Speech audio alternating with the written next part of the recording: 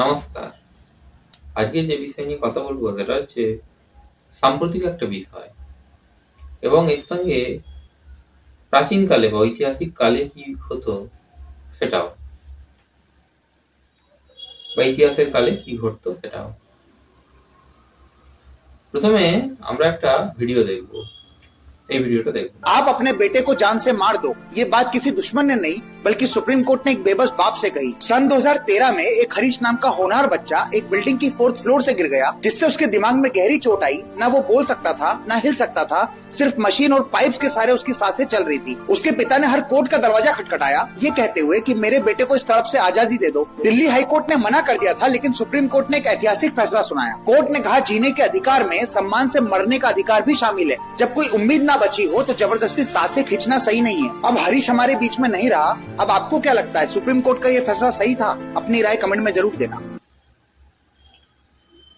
তো এই ভিডিওতে দেখা যাচ্ছে যে সাম্প্রতিক একটা বিষয় নিয়ে কোনো ইউটিউবার হতে পারে, কোনো ফেসবুকার হতে পারে, সে মন্তব্য করছে, কিছু কথা বলছে যে হরিশ রানা বলে কোনো একটি ছেলে অনেক বছর ধরে কোমায় থাকার পর তার পরিবার স্বেচ্ছামৃত্যু চাইছে এবং তার মধ্যে দিয়ে তাকে শেষ বিদায় দিচ্ছে, কত কষ্টের মধ্যে দিয়ে যাচ্ছে।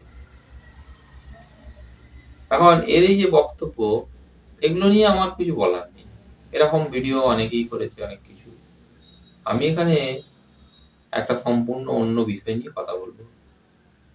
সেটা হচ্ছে অনেকের মনে এটা জিজ্ঞাসা যে ব্যক্তি কোমায় ছিল, হরিশ রানা বলে যে ব্যক্তি কোমায় ছিল, তার পরিবার তাকে মুক্তি দিতে চায় বা সে ব্যক্তি নিজে মুক্তি পেতে চায়, পরিবার বুঝতে পেরেছে।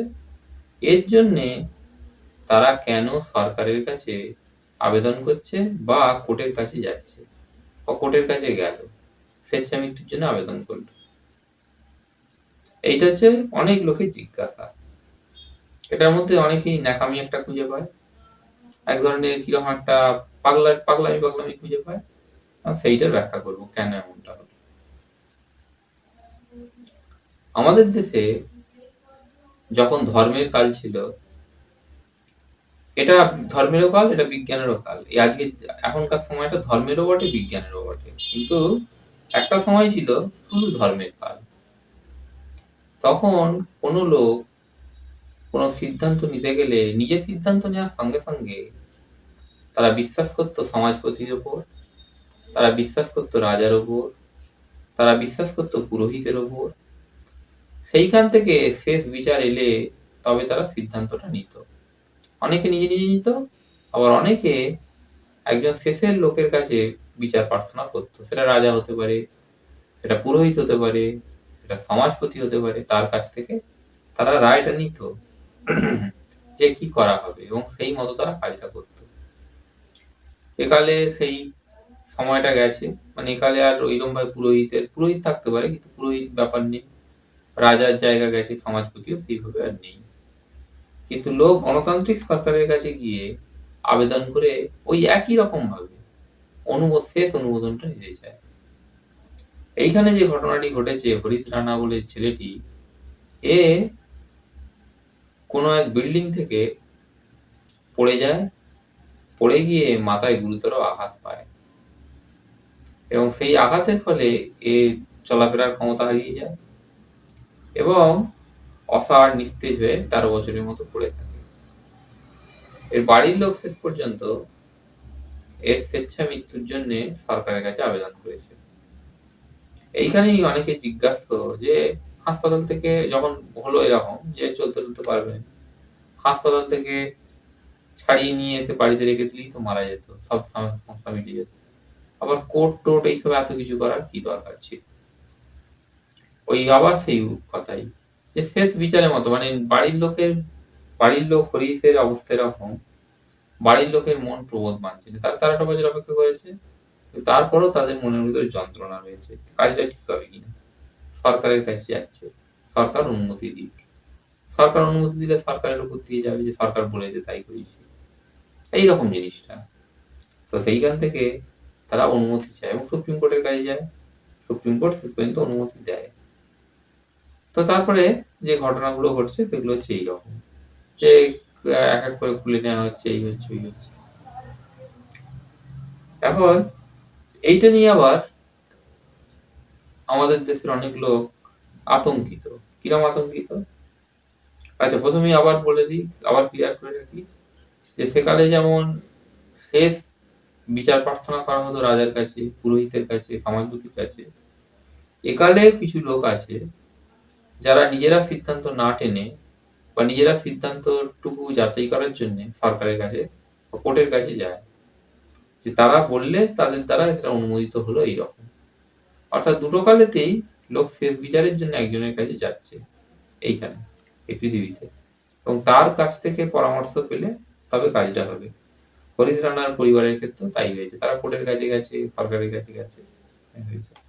আমাদের দেশে হয় কি, ওই লোক দেখতে পায় যে কারো খুব অসুবিধা হচ্ছে, মানে বেঁচে থাকতে অসুবিধা হচ্ছে, সে গলায় দড়ি দিয়ে চলে গেল, কেউ অন্য পদ্ধতিতে আত্মহত্যা করলো, এগুলো লোকের পরিচিত। তাই স্বভাবতই এই প্রশ্নটা হচ্ছে যে এইরকম হচ্ছে কেন। আসলে এগুলো হচ্ছে যারা আইন মেনে চলতে চায়, যারা বৈধভাবে চলতে চায়, তারা এইভাবে এগুলো হয়। তো সেইখান থেকে যে এটার বৈধতা পেলো একটা, এটার মধ্যে দিয়ে একটা প্রচারের ব্যাপার যেটা এলো, সেটা সংবাদ মাধ্যমে, কেরামতি সংবাদ মাধ্যম খবরটা বার করেছে, এখান থেকে জানা গেল আর অনেক কিছু। ওই সেই জায়গাতেই আবার যাচ্ছি, জানা গেল যে এরকম একটা মেশিনও তৈরি হয়েছে যার নাম হচ্ছে সার্কোপড, যার মাধ্যমে লোকে স্বেচ্ছা মৃত্যু ঘটাতে পারে নিজে। এখন স্বেচ্ছা মৃত্যু কোথায় কোথায় বৈধ? Netherland, Belgium, Canada, Spain, New Zealand, Austria, Australia, মার্কিন যুক্তরাষ্ট্রের কিছু অঞ্চলে স্বেচ্ছা মৃত্যু বৈধ। ক্যান্সার ট্যান্সারের মতো গুরুতর রোগ হলে লোক চাইলে চিকিৎসা না নিয়ে তারা স্বেচ্ছা মৃত্যুর আবেদন করতে পারে, এবং স্বেচ্ছা মৃত্যু সেখানে হয়, স্বেচ্ছা মৃত্যুর ঘটনা ঘটানো হয়। বলা হয়েছে থাকে হরিশ রানার এই ঘটনার মধ্যে দিয়ে সুপ্রিম কোর্ট ভারতেও স্বেচ্ছা মৃত্যুর অনুমোদন দিয়ে দিল। এবার আসছে এই যন্ত্রের কথা, সার্কোপড। ওই একটা, এই যে ছবিটা দেখাচ্ছে, এইটা হচ্ছে এই যন্ত্রটা, যে যন্ত্রের মধ্যে ব্যক্তিকে কিছু প্রশ্ন করা হবে, ব্যক্তি পাস করে গেলে, যে মরতে যায়, সেই যন্ত্রের ঢাকনাগুলো ভেতরে ঢুকবে, ঢুকে এঁটে দেবে ভেতর থেকে। এরপর নির্দিষ্ট সুইচ আছে, সেই সুইচটা টিপলে ওই পুরো যন্ত্রের ভেতরটা, মানে ভেতরের কাঠামোটা নাইট্রোজেন জাতীয় গ্যাস দ্বারা পূর্ণ হয়ে যাবে, সঙ্গে সঙ্গে ব্যক্তি অচেতন হয়ে যাবে এবং 1 মিনিটের মধ্যে মৃত্যু ঘটবে। কারণ অনেকের আশঙ্কা এইটার অপব্যবহার যদি হয়। আসলে অপব্যবহারের যে ভয় সেটা থাকেই, কিন্তু অপব্যবহার কিছুই হবে না। আজও তো লোক চাইলে রাতের অন্ধকারে বিষ খেতে পারে, গলায় দড়িটা রাত্রে দিতে পারে অন্ধকার ঘরেতে, যাতে কেউ না জানতে পারে। তো সুযোগ তো আজও আছে, কিন্তু তাই কি হয়? গলায় দড়ি দিয়ে কি সবাই ঝুলছে, নাকি সবাই বিষ খাচ্ছে? খাচ্ছে না। এই ক্ষেত্রেও তাই ওই যন্ত্রের ওই রকম ভাবে, এটা আমার মত, ওই যন্ত্রটা ওইভাবেই ব্যবহার হবে। কেউ, কারো ক্যান্সার বা কোনো গুরুতর রোগ হয়েছে, কোনোভাবেই রোগটা সারবে না, সে ওই যন্ত্রের সাহায্য নিয়ে পৃথিবী থেকে সরে যাবে। এইটা আবার শুরুতে যাই, যে ওর পরিবার, হরিশ রানার পরিবার কেন কোর্টের কাছে গেল বা সরকারের কাছে গেল। এটা হচ্ছে আমাদের দেশের একটা, আমার দেশ কেন, পৃথিবীর সব দেশেতে এই ঘটনা ঘটে। লোক যখন নিজের সিদ্ধান্ত নিয়ে নিজের সন্দিহান হয়, তখন সে তৃতীয় পক্ষ বা একজন চরম বা একজন শেষ বিচারকের সন্ধান করে, যে রায় শোনাবে এবং সেই মতো সে কাজ করবে। হরিশ রানার পরিবারের ক্ষেত্রেও সেইটাই হয়েছে। তারা নিজেরা সন্দিহান ছিল 13 বছর ধরে ভোগা তার ছেলের মৃত্যুটা তারা ঘটাবে কিনা। তারা সরকারের কাছে গেছে, সরকার পারমিশন দিলে ঘটাবে, সরকার না যদি দিত তাহলে ঘটাতো না। এইরকম সরকার পারমিশন দিয়েছে, হয়েছে। ধন্যবাদ।